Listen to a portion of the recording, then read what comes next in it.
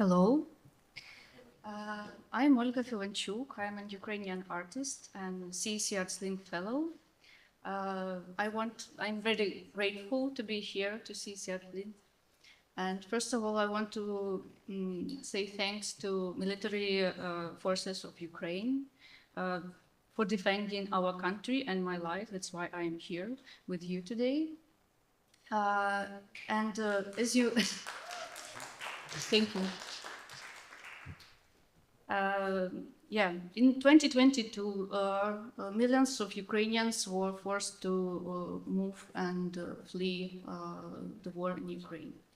I was one of them, and that is why today I want to share with you my experience of displacement and my thoughts about how diaspora and displaced communities changed and how can we defend them and why we need to defend them. I want to speak about the diaspora not as a fixed group or bubble, culture bubble inside other bigger society, but as a living ecosystem of cultural exchange. Because I think that now the role of diaspora and those migrants and refugee and displaced communities has been changed a bit. For Ukraine, diaspora has been always important as a source of reflection and also as a source of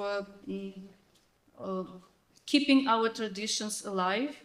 During the Soviet Union, a lot of traditions, literature, culture, heritage were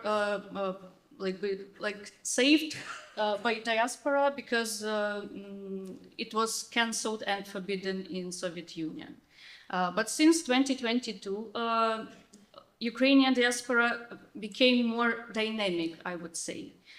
It became more dynamic because of the new wave of migrants, of Ukrainians, and now it is more about not collecting and saving history or past or heritage, but more about speaking about Ukraine today, and it is a channel for it is a channel and bridge between Ukraine and the rest of the world, and this is how we can tell the real story of our country and our huge history, which was always in the shadow of great Russian culture and which was cancelled and destroyed. And now we have this kind of voice, and diaspora and migrant society, they can become this channel of this voice. What about the defending of diaspora? Of course, it is about defending traditional culture inside, the identity of your culture, which you take with you after displacement. But I don't think that now it is the most important. For me, the most important is to defend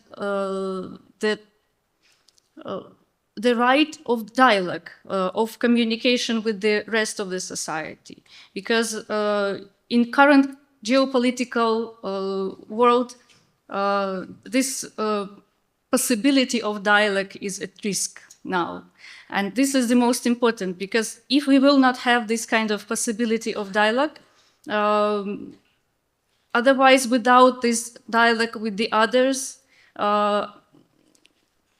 assimilation, integration will become assimilation. If you don't have this dialogue, you will just assimilate. If you will not share your culture, if the others will not accept it, will not want to hear about you, and if you will not be able to hear about the others, if you will be only focused on yourself, on this preserving of your own identity, it will not end it very good. So I want to tell you how my artistic and personal transformation went during 3 years.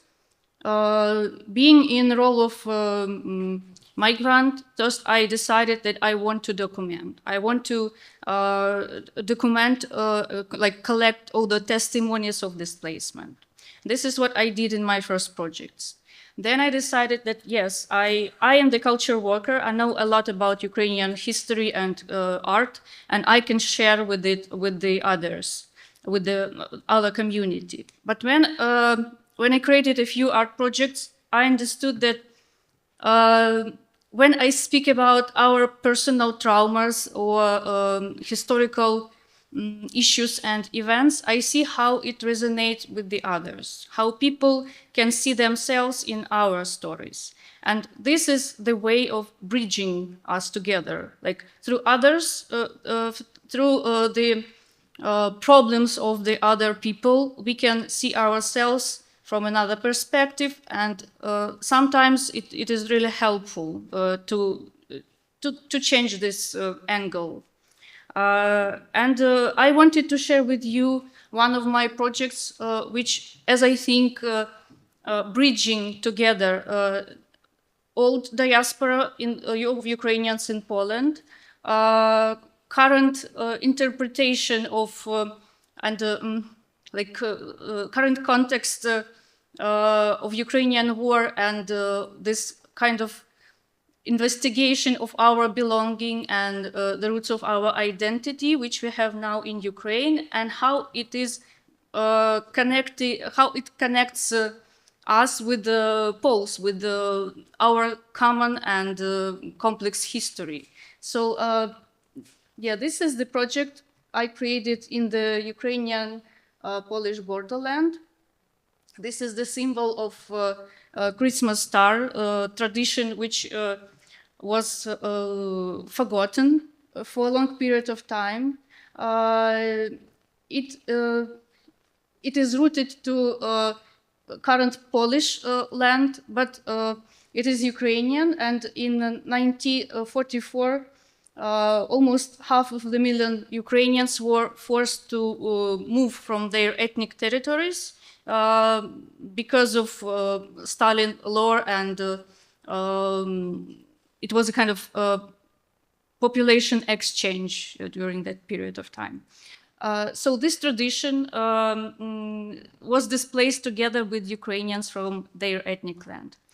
After that, it was forbidden in Soviet Union, but it still exists. It is still alive, and for me, it is not only the symbol of past heritage, but it is a symbol of resilience at the moment.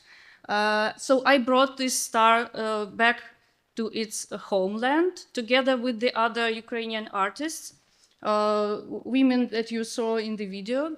I met them at the residency in this borderland, and I am very happy that Polish people, they are also ready to this dialogue. So it is something that was erased. This history was not told, not same in Ukraine and in Poland, but people themselves, they keep this tradition, they make it alive again, and this act of site-specific intervention back to the roots kind of rediscovered this tradition. And for me, it is a symbol of this connection between diaspora, between refugees, between local society, Polish society. So speaking about the question which I want to ask and I'm thinking about, so how can we defend the right to dialogue itself